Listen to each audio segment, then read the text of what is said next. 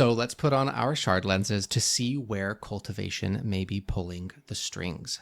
Bethany, where did you first see cultivation in these chapters?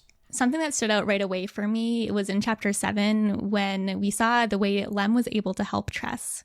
Lem recognized that he didn't have the ability to help his daughter in the ways she needed single-handedly, which is where that advanced fathering came in. He knew he needed the help of the dock worker, the dock master, and the brewer, which sounds like a tall order, but Lem had built these connections over the course of years that made this attainable for him. Hoy tells us stories of Lem helping numerous people in his community when they needed a hand, and Hoy describes him as the human equivalent of a deep, pure well, which I love, always full of water when you needed it. He'd offer what they needed, and he'd ask for nothing in return, and because of this, he was wealthy in the currency of human connections. Lem cultivated these relationships for so long that he knew he could rely on these people when he needed them, providing Tress exactly what she needed to execute her escape.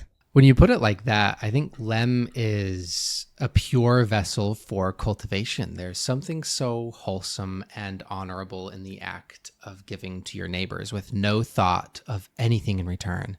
Growing up, this was one of the main tenets of the religion that my parents taught me. Service to others for the pure intent to do good with no expectation of payment.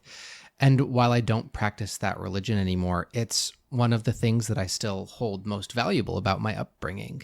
When my neighbors, friends, and family need help, I always strive to contribute however I can. When you give of yourself freely, consistently, you'll find that those you give to have a desire to reciprocate, and that's exactly what makes Lem so rich here, his years of cultivated service to others. Now that I'm thinking more about this, Tress had to spend a lot of time cultivating her plan too.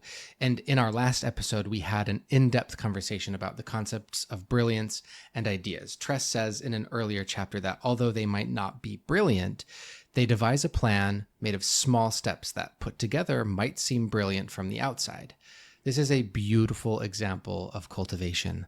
A lot of effort over a period of time to bring something worthwhile into existence. I love that insight because I think everybody has a tendency to have self-doubt like Tress and her family had in the previous chapters. It's like a universal human experience to think we aren't capable of certain things, whether that be a job that feels out of reach or a degree in school you're intimidated to pursue. But when you break it down into those small steps, those goals can start to seem attainable.